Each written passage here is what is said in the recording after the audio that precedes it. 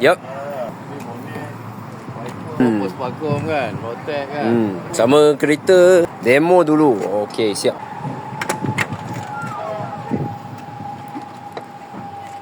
Oh, ai.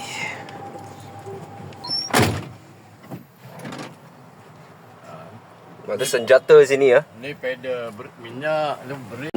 Ini untuk adjust ni untuk apa? Jack. Jack. Wah.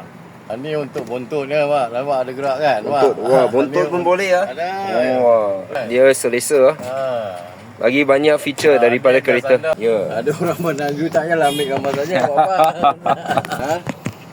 Okey. Ni RSM lah, rutin sebelum mandu you punya nama sekian-sekian, IC number sekian-sekian, handbrake ditarik, gear dalam keadaan free.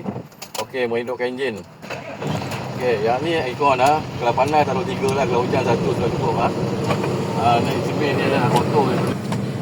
Okey, ni untuk adjust steering ni. Macam mana you shock duduk lah ni. Nampak ni. Ni. Kunci sikit. Tapi saya suka ni macam kereta, Mak. Sebab saya dekat sikit kan. sebab badan saya tak berapa besar sangat kan. Ni adjust seat, Mak. Pegang. Okey, cermin ni you pegang saja. Macam you kereta dulu lah, sama je. Pegang saja. Jadi ada pegang. Dia kalau nak adjust cermin ni. Ni untuk dalam, ni untuk keluar ni, Mak.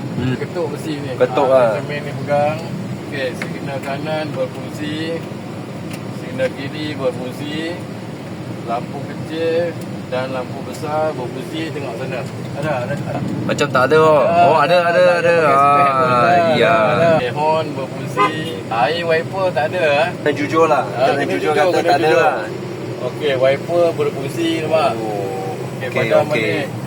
Ni double signal berfungsi. Off atas, on pun atas. Ni lori lama. Dia bukan sini ya, bukan tekan. Okey, meter berfungsi kan? Ni. Mana ada? Okey, meter kelajuan dalam keadaan baik.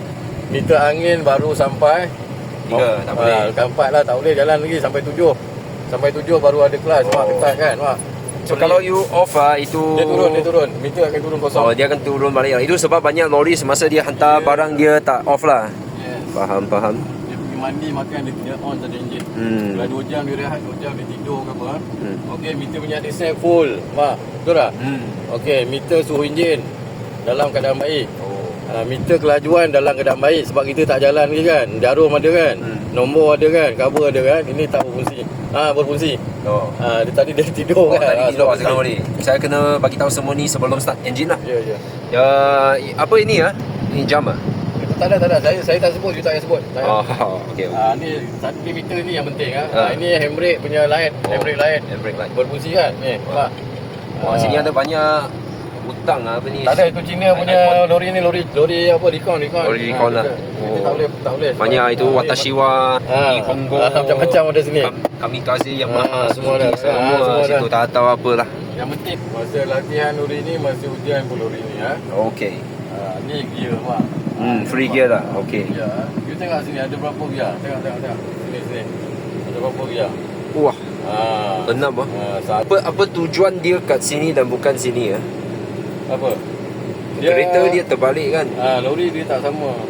Sebab dia kereta mana dah sampai 6 gear kan? 5 saja kan? Ya. 7, tunggu 7. Tunggu 7 lah. Kalau kita biarkan saja dia akan jadi 15. Tak ada, dia sampai 9 saja. Dia untuk kelas, Mak. Surah jauh kan?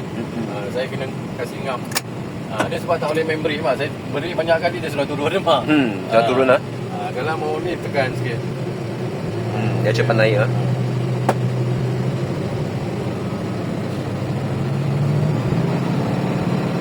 Lori ni ada tali pinggang kereta, kita kena pakai. Jalan raya. Okey, jalan raya.